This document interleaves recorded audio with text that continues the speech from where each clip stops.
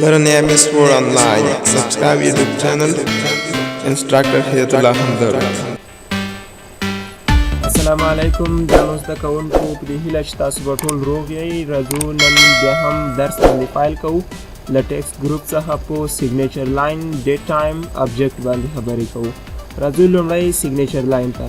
کله چې تاسې یو ډاکومنټ ولرئ په مایکروسافټ ورډ کې او غواړئ چې د هغې په اخر کې د ادارې رئیس یا مشر چې دی هغې د امضا دپاره یو ځای ولرئ، نو د دې په خاطر باندې موږ تاسې راځو سیګنیچر لاین ته، دې باندې کلیک کوو.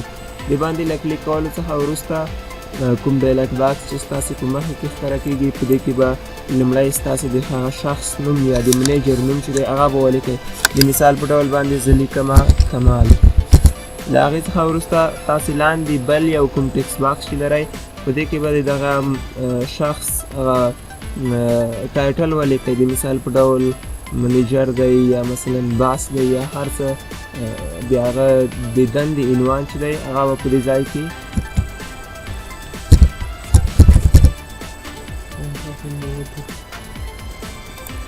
په دې ځای کې لیکمه. د مثال په ډول باندې باس چې د رئیس په معنا دی. له هغې څخه وروسته په دې لاندې ټکسټ باکس کې موږ تاسې راځو د هغې شخص ایمیل ادرس ورته لیکو. د مثال په ډول باندې کمال @yahoo.com او له هغې څخه وروسته راځو اوکې باندې کلیک کوو. کله چې اوکې باندې زه کلیک وکړم نو دغه د امضې دپاره یو ځای به په دې ځای کې تاسې ووینئ چې هغه به ترتیب شي.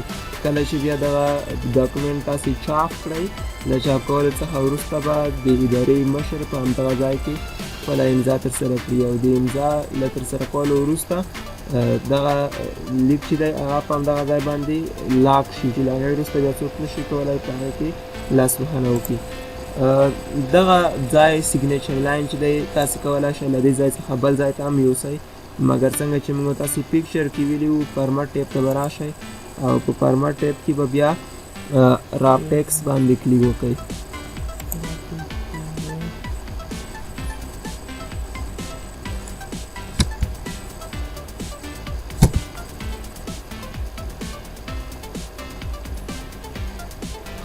نو فارمټ ټیب ته چې کله تاسې راشئ را ټیکسټ باندې به کلیک وکړئ.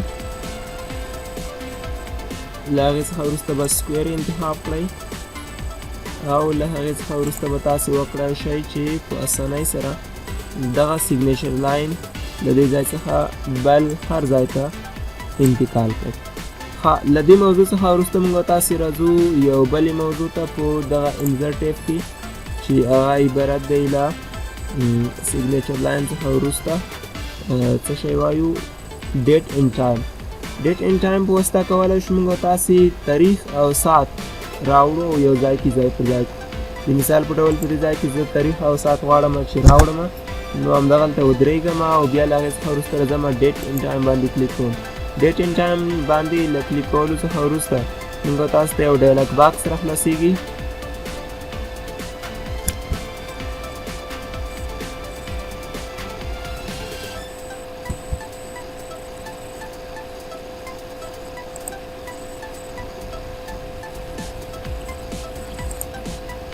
کله چې دغه ډایلاګ باکس را خلاص شو، دې کې د خپلې خوښې یو تاریخ او وخت انتخاب کړئ. که تاریخ غواړئ که وخت غواړئ، مثلا په دې کې شارټ ډیټ ان ټایم دی او لانګ ډیټ ان ټایم دی، د دې څنګ صرف ډیټ دی یا صرف ټایم دی، د هغې نه یو انتخاب کړئ. یا هم مثلا که چیرې کې تاسې غواړئ کلنډر ټایپ بدل کړئ، نو کلنډر ټایپ ته راشئ. دې ځای کې د هغې په ځای باندې هجري تاریخ هم کولی شئ تاسې ورته انتخاب کړئ. د هغې تر څنګ دغه بل ډول هم دی تاریخ او دغه درې واړه د تاریخونو مختلف ډولونه دي، کولی شئ له دې څخه یو انتخاب کړئ. همدا ډول کولی شئ هغې دپاره تاسې لنګویج هم بدل کړئ، لکه مثلا پښتو انګلیسي ته یې تبدیل کړئ. هغه لنګویج تاسې په کنټرول پینل کې د دې لپاره انتخاب کړي دي، له هغې څخه استفاده کولی شئ. له هغې وروسته راشئ د خپل ځان دپاره یو تاریخ انتخاب او اوکې باندې کلیک وکړئ. له اوکې کولو څخه وروسته به تاسې وګورئ چې هماغه تاریخ به دغلته تاسو ته انزر کړل شي. له ډیټ ان ټایم څخه وروسته موږ تاسې راځو ابجیکټ ته. د ابجیکټ په واسطه کولی شو چې په مایکروسافټ ورډ کې هر بل پروګرام وکاروو. د مثال په ډول زه دې باندې کلیک کوم د کلیک له کولو څخه وروسته موږ تاسو ته یوه صفحه راخلاصیږي چې د هغې صفحې له لارې کولی شو هر پروګرام چې تاسو یې وغواړئ هغې ته رسیدګي وکړئ.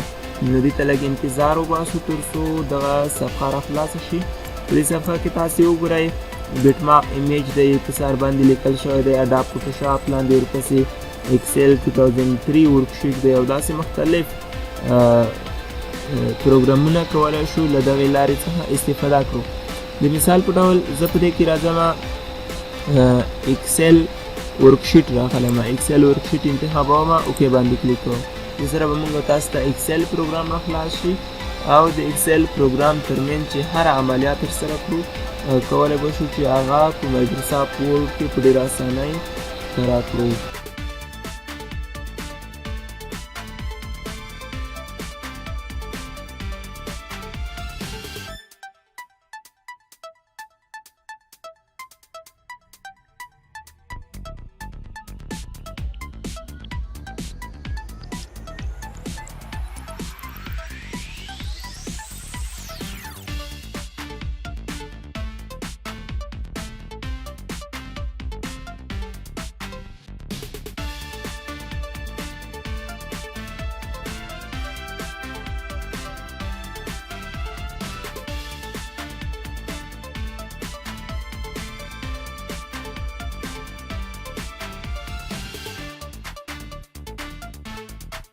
باندې کلیک کوم تر څو د هغې مجموعه راووځي. نو کله چې د هغې مجموعه راووځي له دې څخه وروسته دغه ټول ټیبل انتخابوم او بیا راځم په هوم ټیب کې په آل بردر باندې کلیک کوم تر څو دې ته بردر او کرې هم ورکړل شي. له هغې وروسته له دې لورې هم دغه شیټ داسې رقموم، له دې طرفه هم دغه شیټ رقموم تر څو همدغه مشخصه برخه موږ تاسو ټیبل پکې رسم کړی ده هغه موږ تاسو ته په شیټ کې ښکاره شي او اضافي برخې یې راته ښکاره نه شي. نو دا داسې تنظیموم. د هغې له تنظیمولو څخه وروسته زه یوازې له دې څخه بهر یو کلیک کوم. دې څخه چې کله بهر کلیک وکړو نو تاسو به ووینئ چې دغه ډیټا چې موږ په ایکسل کې ولیکل او څه ډول ډیزاین مو ورکړ یا کومې فارمولې مو ورباندې اپلای کړې هغه به ټولې موږ تاسو ته په مایکروسافټ ورډ کې ښکاره شي.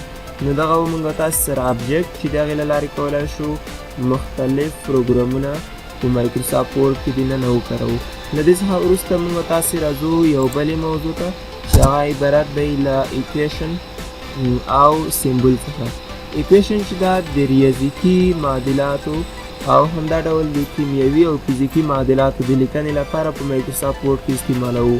کله چې دغه ویکتور باندې تاسو کلیک وکړئ دې سره تاسو ته بعضې بلټ ان آپشنز راخلاصېږي، یعنې په معنا باندې چې د کمپنۍ لخوا ریاضیکي او بعضې کیمیاوي او فزیکي معادلات دلته تیار لیکل شوي دي، کولی شئ تاسو له هغې هم استفاده وکړئ. مګر که غواړئ په خپله کومه معادله ولیکئ د هغې د لیکلو لپاره هم موږ تاسې هلته یو طریقه لرو چې زه اوس تاسو ته په دغه ځای کې درښیم. ها دې ځای کې موږ تاسې یو څه تیار جوړ شوي معادلات وینو. دغه معادلاتو کې کومه یوه معادله چې ستاسې ورته اړتیا وي همغه معادله کولی شئ تاسې انتخاب کړئ. له انتخابولو څخه وروسته به په اتومات بڼه ستاسې په ډاکومنټ کې ځای پر ځای کېږي. مثلا زه دغه یو انتخابوم، کلیک ورباندې ترسره کوم. په هغې باندې له کلیک ترسره کولو وروسته موږ تاسې وینو چې هغه معادله موږ تاسو ته راخیستل کېږي. کولی شئ بیا په دې کې تاسو تغیرات هم وکړئ. مثلا دغلته ساین او کوساین د تیتا لیکل شوی، زه د تیتا په ځای باندې کومه بله زاویه ورکوم. دې ځای کې د سیمبل ګروپ ته راځم. په سیمبل ګروپ کې موږ تاسې مختلف شیونه لرو، لکه مثلا بیتا زاویه مې ورکړله. نو را به شم د تیتا به ورڅخه ړنګ کړم او د هغې په ځای بیتا به پاتې شي او داسې مختلف تغیرات پکې ترسره کولی شئ. ښه دغه خو بیلټ ان آپشنز وو چې موږ تاسې کولی شو له هغې استفاده وکړو. دې نه لاندې چې دا بیا لیکل شوي دي مور فن ایکویشن فرام آفیس ډاټ کام، لکه څنګه چې نورو ګیلریانو کې به موږ تاسې ته بعضې ډیزاینونه د مایکروسافټ آفیس له ویب سایټ راتلل، په دې کې هم بعضې شیان د مایکروسافټ آفیس له ویب سایټ څخه راځي. کله چې انټرنیټ سره موږ تاسې کنیکټ شو په اتومات بڼه دغې ګیلرۍ ته راډاونلوډ کېږي چې بیا تاسې کولی شئ له هغې څخه هم استفاده وکړئ. البته اوس راځم لاندې insert new equation ته insert new equation د دې په خاطر باندې استعمالوو چې کله موږ تاسو په دغه built in option کې د خپل ضرورت مطابق اپشن پیدا نه کوو نو له هغې څخه وروسته موږ تاسو راځو په insert new equation باندې کلیک کوو چې دې سره موږ تاسو ته نوی ټیب په دې ځای کې د ډیزاین په نوم باندې جوړیږي او دې ځای کې موږ تاسو ته د equation د لیکنې لپاره یو پلیس هولډر راکوي په دې کې کولی شو موږ تاسو خپلې معادلې ولیکو د دغې سټراکچرز په مرسته باندې لکه د مثال په ډول باندې که کسري عددونه لیکو نو د فریکشن په مرسته باندې موږ کولی شو له هغې استفاده وکړو همدا ډول که بعضې اعداد لیکو نو کولی شو د سکرپټ چې هغه سپیشل اعداد دي په دې کې خاص عددونه دي له دې څخه استفاده کولی شو چې په توان کې په قاعده کې همدا ډول د صحیح عددونو د لیکنې لپاره یا د ایولر د عدد دی چې هغه خاص عدد دی د هغې لپاره استفاده کوو همدا ډول که چیرې کې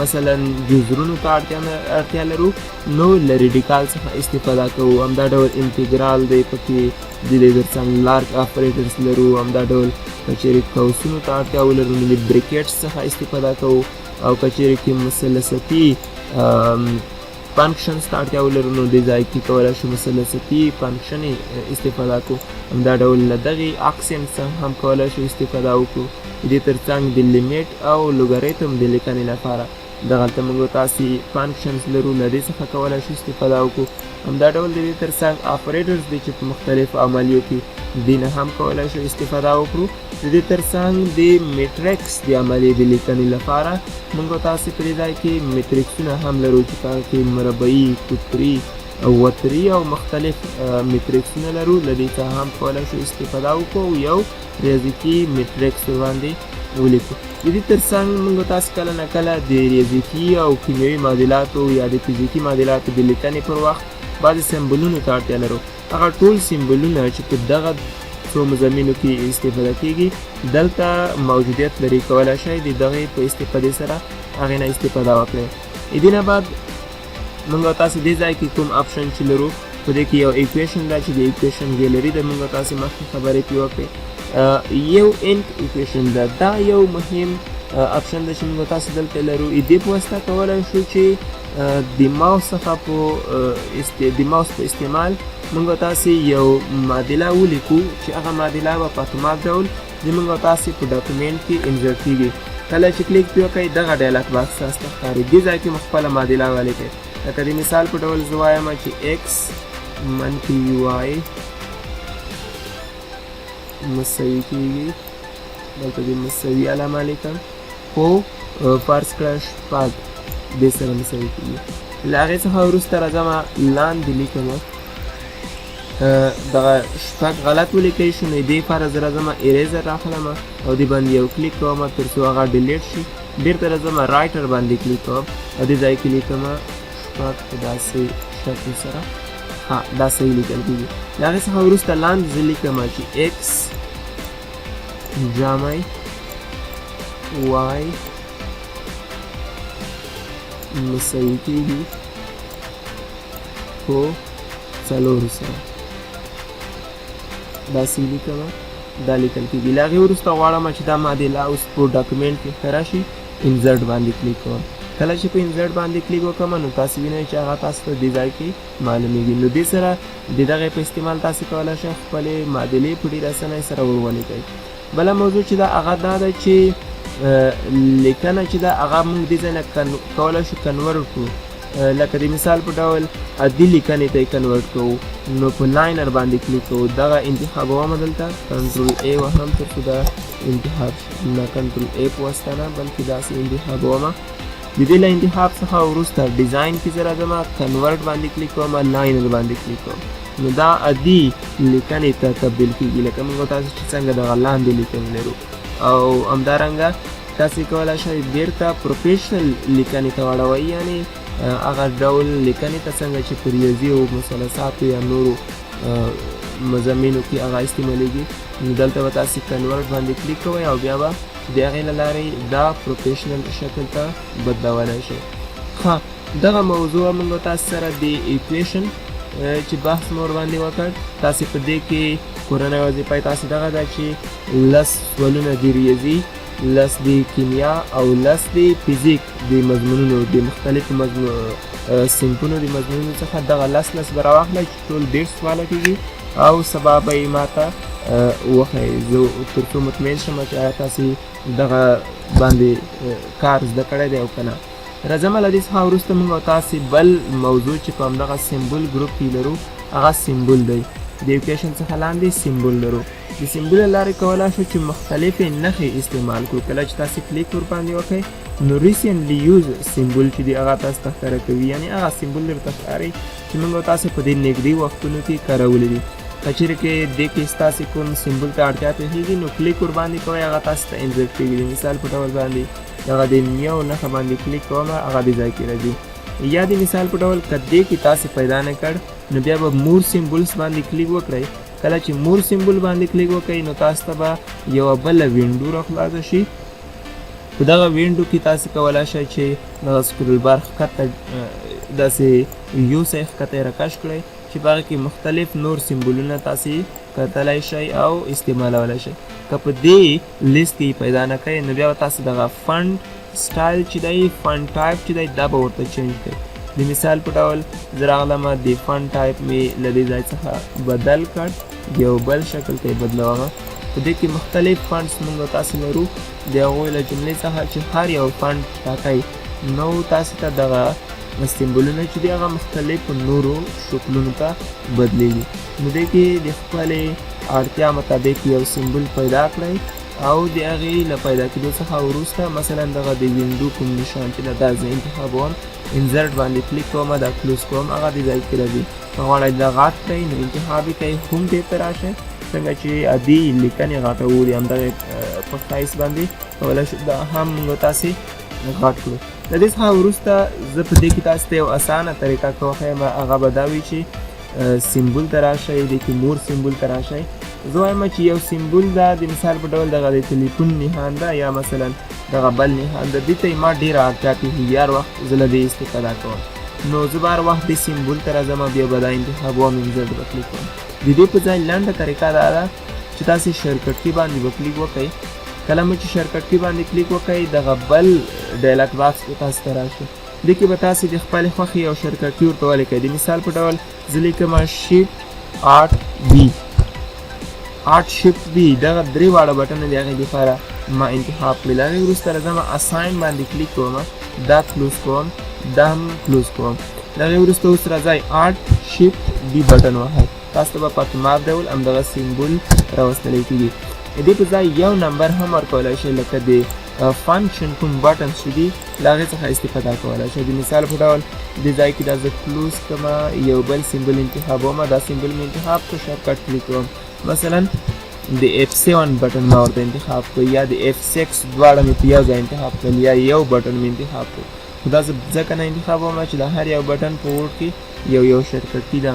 نو تاسې د دې دپاره دغسې شرکټي هم جوړولی شئ. دې تر څنګ سپیشل کریکټرز هم لرو، کولی شئ له دې څخه هم استفاده وکړئ، په بعضې ځایونو کې په کار راځي.